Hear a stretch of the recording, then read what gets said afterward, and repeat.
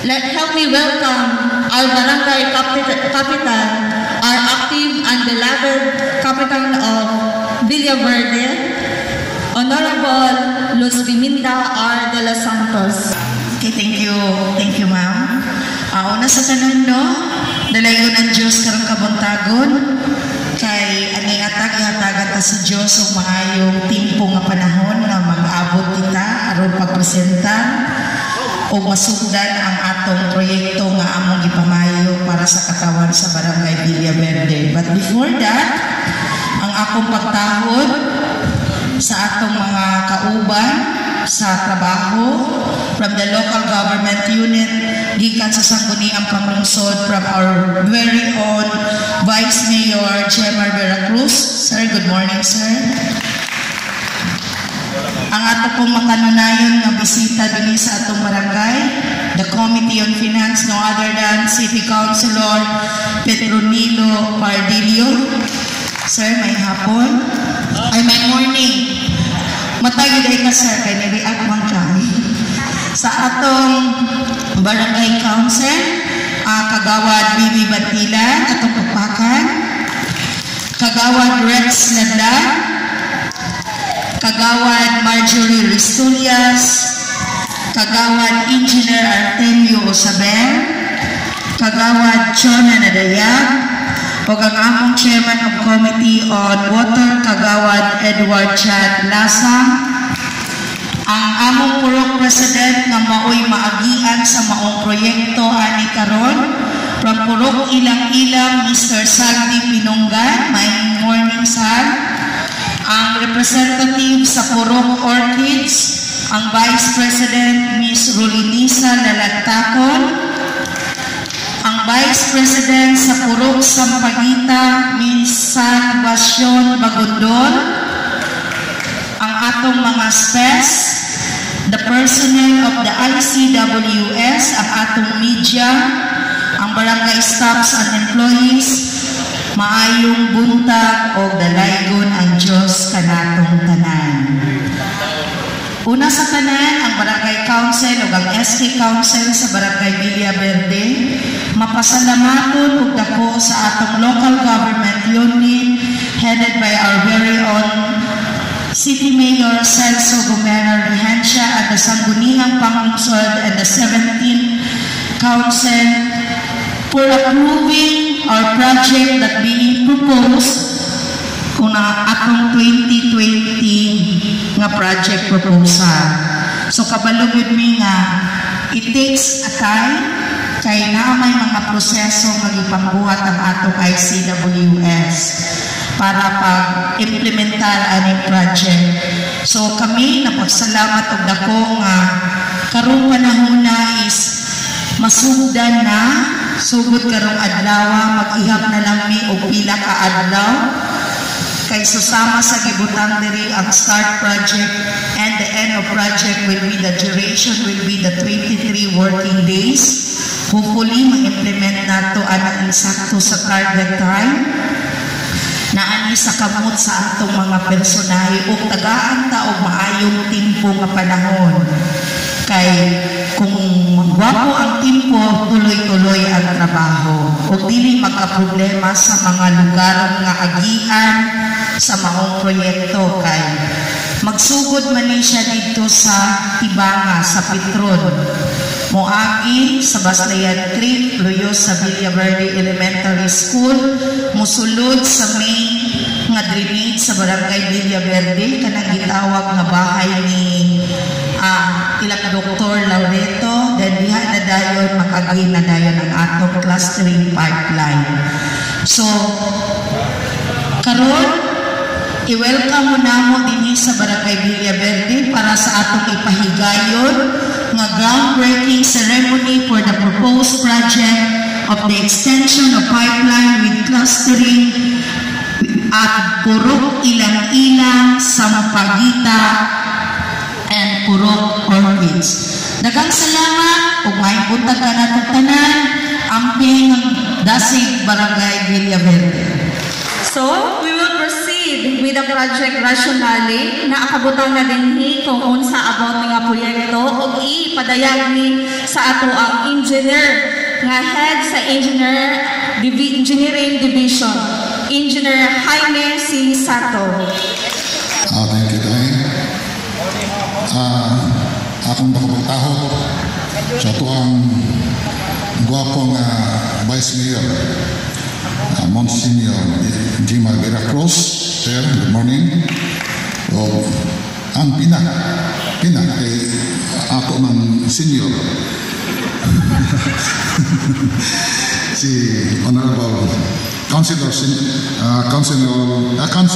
Petronilio Cabello.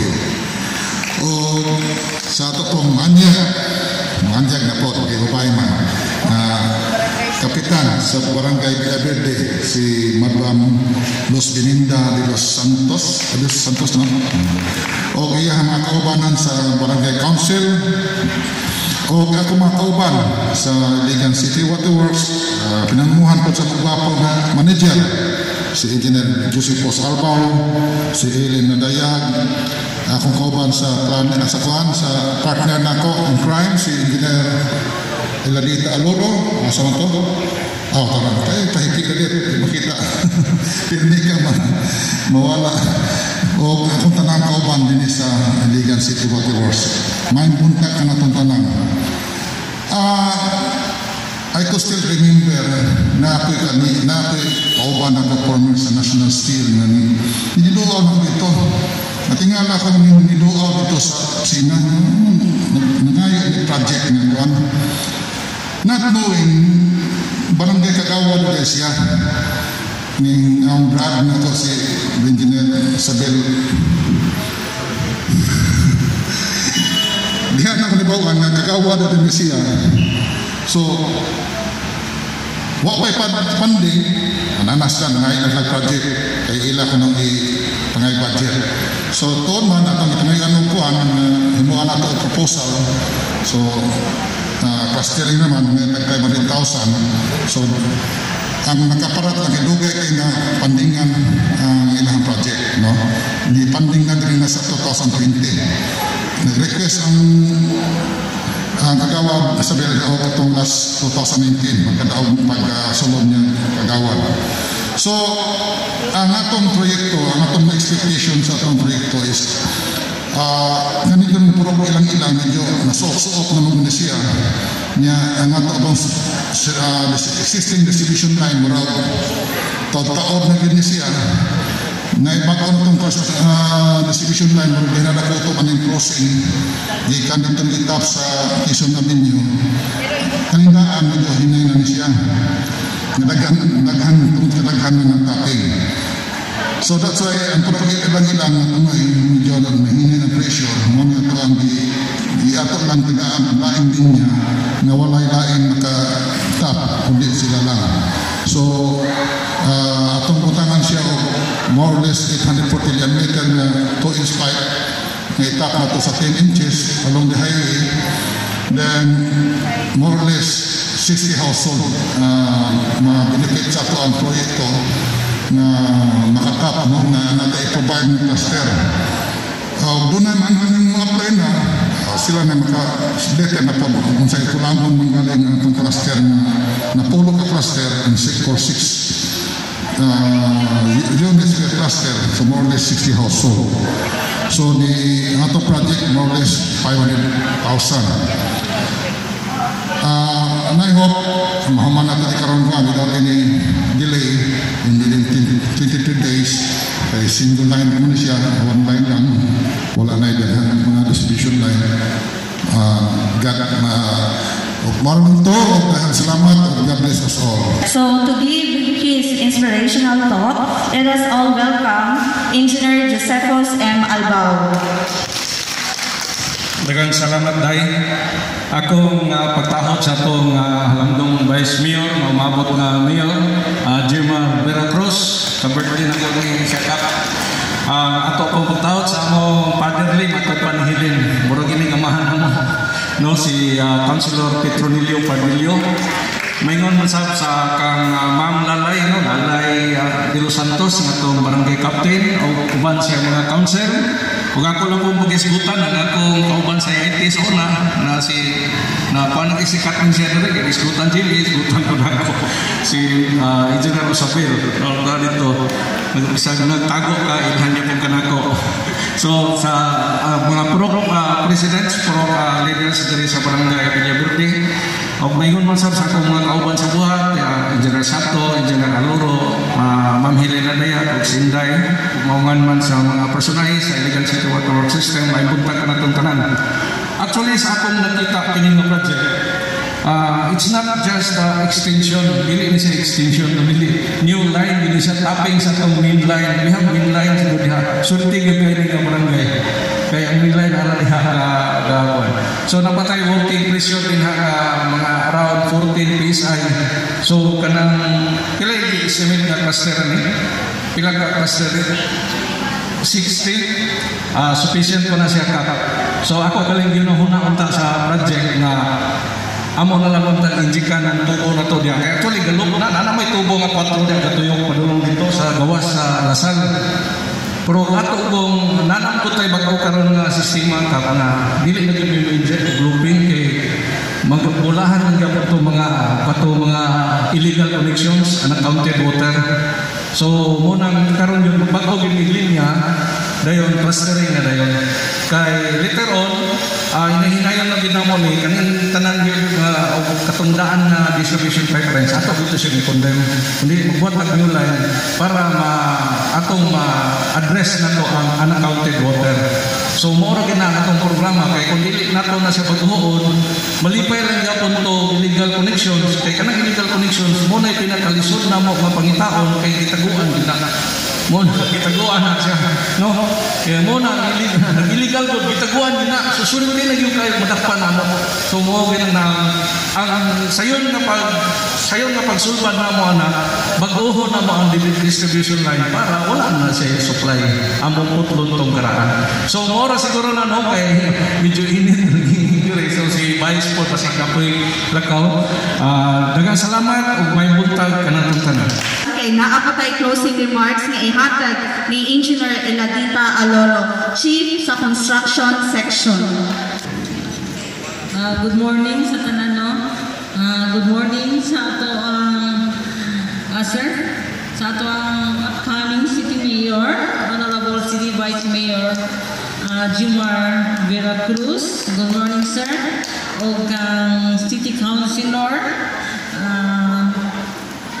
Noli Pardillo. Salamat good kay sir sa tanan namong groundbreaking, always present good morning Vice. Thank you good sir sa inyong pagsadaw. Next week sir na napunta another groundbreaking dako ni siya nga project dito sa Caritas Suarez. 6 million ni siya nga project. 6 million din no Caritas. 6 million. Sa ato ang welcome kay ni siya sa mga pag-anina mo diri sa barangay captain nga si Ma'am Lalay de los Santos sa mga barangay kagawad. Good morning sir. Sa among department head nga si Engineer Joseph Salbao, sa among admin si Helen Adaya, usab sa akong partner si Jimmy ang naghimo sa plano, ako lang ang motrabaho, si Engineer Jaime Sato, sa akong mga kauban sa buhat, sa mga constituent diri sa Villa Verde, sa mga taga-press. Good morning. Kini nga project karon kay groundbreaking at officially mo-start na yung project. Pero sa Monday, akong panimutan na makabot na ng tanan ang tubo diri, kung pwede sir, ibutang ka, pwede na mo malagi dili na ng stack at pipe sa inyong barang sa diri. Dahil ang cluster sa office na naman niya symbol para paabot din diretso na lang ay natataod.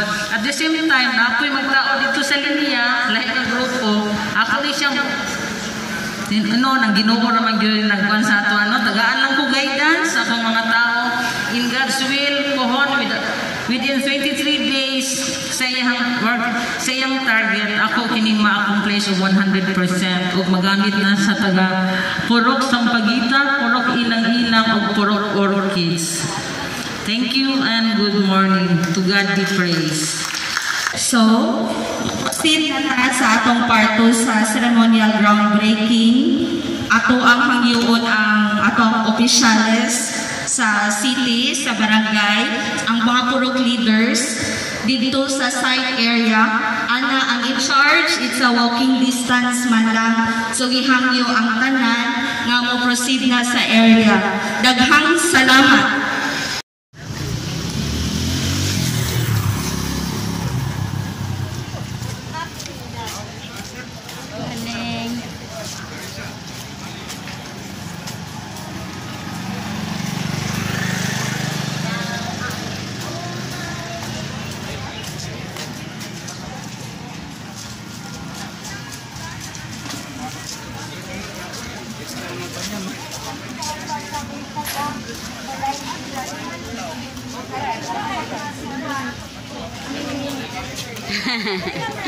Hello.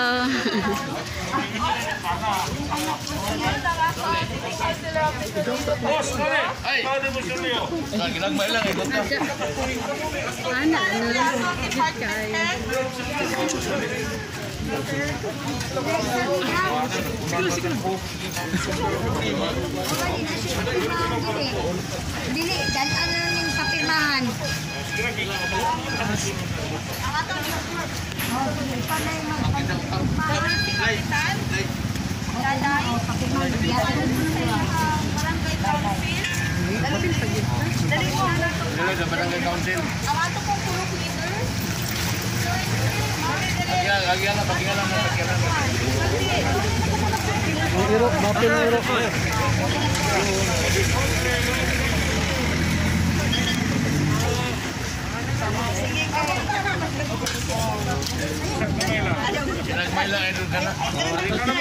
Kalau mau pusing itu bos.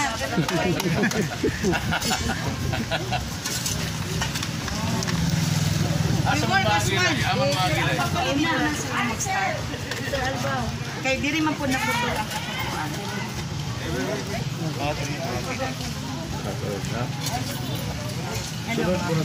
Kiri mo agi mapagkukuman. Ako